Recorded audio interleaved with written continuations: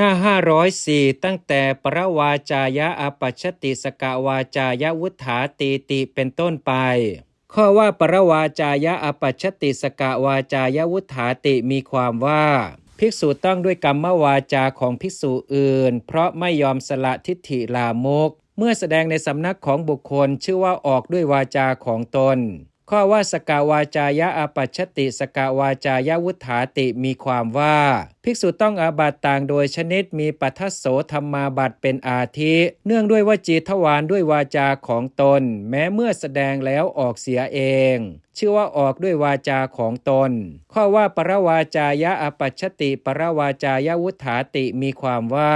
ภิกษุต้องสังฆาทิเศษมีส่วนสมนุภาพเพียงครั้งที่3ด้วยกรรมวาจาของผู้อื่นแม้เมื่อออกชื่อว่าย่อมออกด้วยกรรมวาจามีปริวาสกรรมวาจาเป็นต้นของภิกษุอื่นวินิจฉัยในจตุกะเหล่าอื่นจากปฐมจตุกะนั้นพึงทราบดังต่อไปนี้ภิกษุที่ต้องอาบัติที่เป็นไปทางกายทวารด้วยกายเมื่อแสดงเสียชื่อว่าย่อมออกด้วยวาจาต้องอาบัติที่เป็นไปทางวจีทวารด้วยวาจา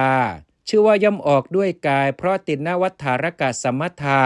ต้องอาบัติที่เป็นไปทางกายทวารด้วยกายชื่อว่าย่อมออกจากอาบัติที่เป็นไปทางกายทวารนั้นแลด้วยกายเพราะติณวัฏฐารกะสมัฏฐะต้องอาบัติที่เป็นไปทางวจีทวารด้วยวาจาเมื่อแสดงอาบัตินั้นแลเสียชื่อว่าย่อมออกด้วยวาจา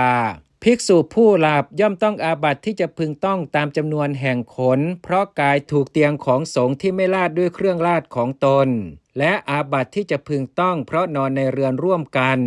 และเมื่อตื่นแล้วรู้ว่าตนต้องแล้วแสดงเสียชื่อว่าตื่นแล้วออกแต่เมื่อตื่นอยู่ต้องแล้วนอนในสถานที่ระงับด้วยติณวัฏฐารกะชื่อว่ากำลังตื่นต้องหลับไปออกแม้2 บทเบื้องหลังก็พึงทราบโดยทำนองที่กล่าวแล้วนั่นแล